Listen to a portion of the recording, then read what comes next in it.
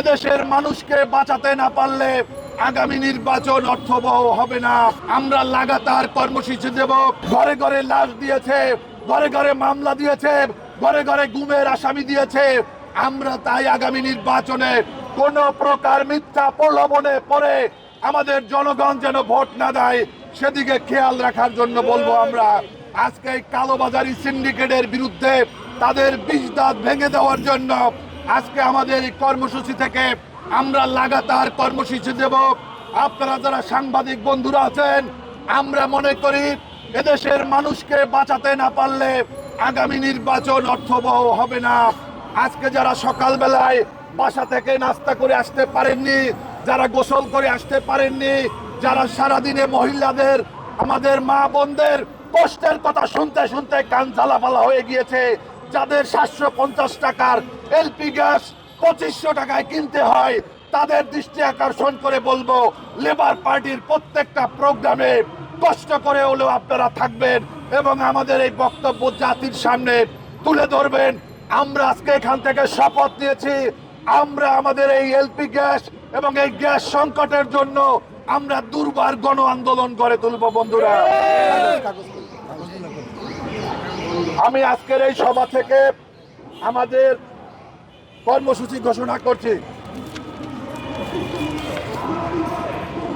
আগামী 11 থেকে 15 জানুয়ারি পর্যন্ত রাজধানীর থানায় থানায় মানববন্ধন কর্মসূচি পালন করা হবে।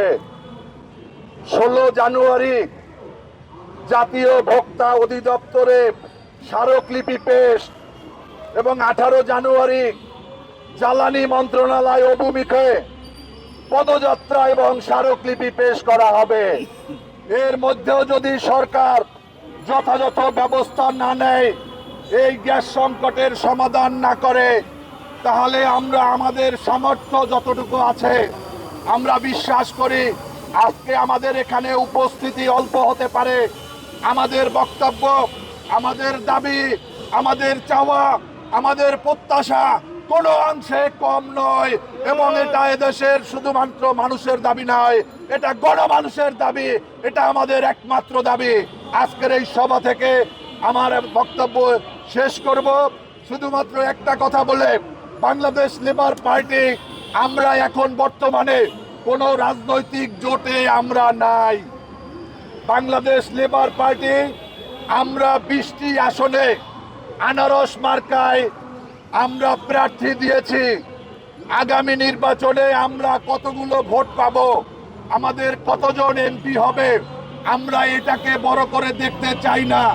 আমরা দেখতে চাই এদেশের মানুষের সাথে যেন কোনো রাজনৈতিক দল, কোনো রাজনৈতিক জোট প্রতারণা করতে না পারে।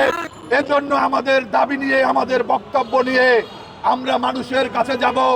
আমরা দ্রব্যমূল্যে ঊর্ধ্বগতির জন্য আমরা এই আমাদের হাসপাতালগুলো, আমাদের স্বাস্থ্য খাতের দুর্নীতি, আমাদের এই যে গ্যাস, তেল, বিদ্যুৎ সহ যে সমস্ত নাগরিক সমস্যা আছে, এই দাবিগুলো নিয়ে আমরা আমাদের প্রত্যেকটা নির্বাচনী এলাকা এবং রাজপথে আমরা সরব থাকব।